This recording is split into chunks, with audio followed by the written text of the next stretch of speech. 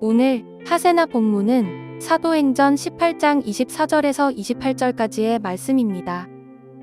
그런데 알렉산드리아 태생으로 아볼로라는 유대 사람이 에베소에 왔다. 그는 말을 잘하고 성경에 능통한 사람이었다.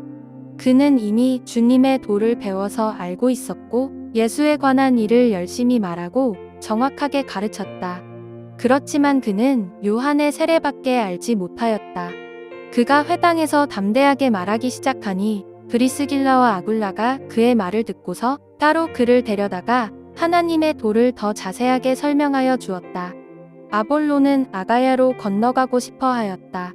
그래서 신도들이 그를 격려하고 그쪽 제자들에게 아볼로를 영접하라고 편지를 보냈다.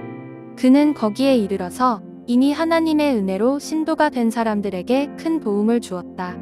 그가 성경을 가지고 예수가 그리스도이심을 증명하면서 공중 앞에서 유대 사람들을 힘있게 논박했기 때문이다. 오늘 본문은 아볼로라는 인물에 대해서 이야기를 나누고 있습니다. 아볼로는 알렉산드리아 출신의 유대인이었습니다. 성경은 그가 말을 잘하고 성경에 능통한 사람이었다라고 증거를 하죠. 특별히 아볼로는 주의 일에 열심이었던 사람입니다. 그래서 일찍이 주님의 도를 배워서 알고 있었을 뿐만 아니라 예수에 관한 일을 사람들에게 열심히 말하고 가르쳤습니다. 그러나 성경은 이 아볼로가 지닌 아쉬움에 대해서도 말을 하고 있는데요. 그것은 바로 아볼로가 요한의 세례만 알고 있었다는 것입니다.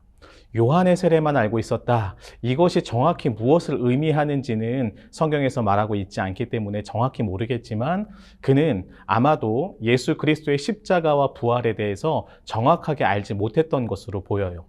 그래서 이 브리스길라와 아굴라는 회당에서 이 선포하는 아볼로의 메시지를 듣고는 아볼로를 따로 데려다가 하나님의 도를 더 자세히 설명을 해주게 됩니다.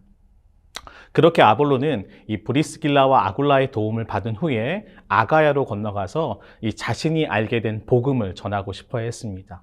그러자 이 에베소에 있던 그리스도인 형제들은 아가야에 있는 그리스도 형제들에게 아볼로를 추천하는 편지를 써줘요. 그렇게 형제들의 도움을 받은 아볼로는 아가야에 이르게 되었고 그곳에서 다른 그리스도인들에게 큰 도움을 주게 됩니다.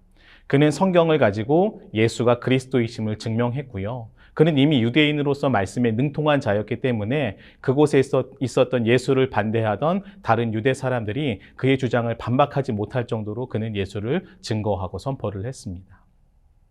저는 오늘 말씀을 묵상하면서 좀 교회됨이 무엇인지 생각해 보게 되었어요. 아볼로는요, 탁월한 사람이었습니다. 그러나 그 탁월함을 지닌 아볼로 역시 그가 지식의 한계를 지니고 있었던 사람인 것을 우리는 알 수 있죠. 브리스길라와 아굴라는요, 이러한 아볼로의 한계를 보고 그를 도와주고자 했습니다. 그런데 만약 이때 아볼로가 그냥 자신의 탁월함을 믿으면서 도움을 받지 않으려고 했다면 여러분 어떠한 일이 벌어졌을까요? 아마도 아볼로는 이 주님의 도를 온전히 이해하지 못했을 거예요. 그러나 그는 겸손한 태도로 이 브리스길라와 아굴라의 도움을 받았습니다. 아볼로는 그 도움으로 인해서 주님의 도를 온전히 깨닫게 된 것이죠. 그리고는 아가야로 건너가서 다른 이들을 돕는 역할을 감당하게 된 것입니다. 여러분, 한편으로는 이 브리스길라와 아굴라는 아볼로에게 도움을 줄 때 여러분 어떤 태도를 지녔을까요? 아볼로가 지닌 한계를 보면서 아볼로는 우리보다 한 수 아래에 있는 사람이다 라고 생각하면서 그를 대했을까요? 절대로 그렇지 않았을 거라고 생각합니다. 브리스길라와 아굴라 역시 겸손한 태도로 아볼로를 도와줬을 거예요. 왜냐하면 아볼로가 아가야로 건너가고자 할 때에 보인 이 공동체의 모습 때문에 우리는 그렇게 생각해 볼 수 있는데요. 아볼로가 아가야로 건너가서 복음을 전하고 싶어 할 때에 에베소 공동체는 어떻게 했습니까? 아볼로를 격려하면서 추천의 편지를 써주었습니다. 이미 에베소에 있는 공동체는 이 서로가 서로를 존중하고 있었음을 알게 되는 것이죠. 각자에게 주어진 부르심을 감당하도록 서로를 돕고 있었기 때문에 그들은 기꺼이 아볼로가 아가야로 가고자 할 때에 그를 도울 수 있었던 것입니다. 여러분, 우리는요, 누구나 부족함과 한계를 지니며 살아갑니다. 아무리 탁월한 사람이라고 할지라도 그 탁월한 누군가도 반드시 부족한 점을 지니며 살아가요. 세상에서는 이러한 부족한 면을 들키지 않기 위해서 자신을 포장하기도 합니다. 또한 누군가의 부족함을 발견하면 그 부족함을 들춰내서 누군가를 무너뜨리고자 하는 사람들도 있어요.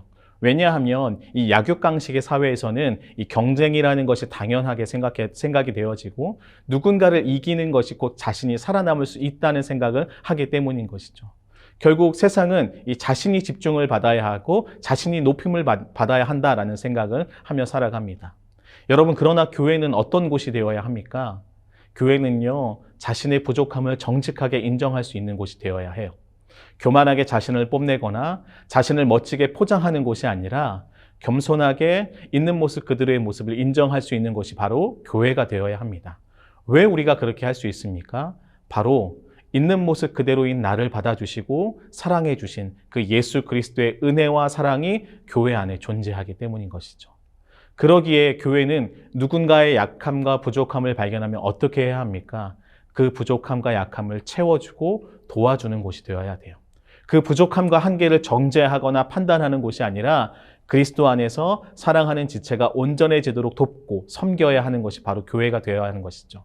그렇게 교회 안에서 우리가 있는 모습 그대로를 인정해주고 그리스도의 사랑으로 서로를 사랑하고 섬길 때에 교회는 진정으로 하나가 되는 것을 경험하게 됩니다. 브리스길라와 아굴라 그리고 아볼로와 에베소 공동체는요, 우리에게 있어서 교회가 어떤 곳인지 너무도 잘 보여주고 있는 거예요. 바라기는 우리가 이러한 교회가 되었으면 좋겠습니다. 부족함 속에서도 나를 받아주시고 사랑해 주신 그분의 은혜를 고백하는 공동체가 되었으면 좋겠고요.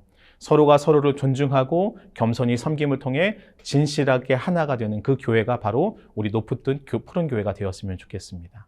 오늘도 그 은혜를 사모하며 나아가는 우리 성도님들 되시길 진심으로 축복합니다. 오늘의 하시조는 오늘 만나는 친구와 동료에게 고운 말과 축복의 언어 사용하기입니다. 고운 말, 축복의 언어를 통해 우리가 만나는 사람들이 얼마나 귀한 존재인지 알려주세요. 오늘의 하시조 함께 하시죠.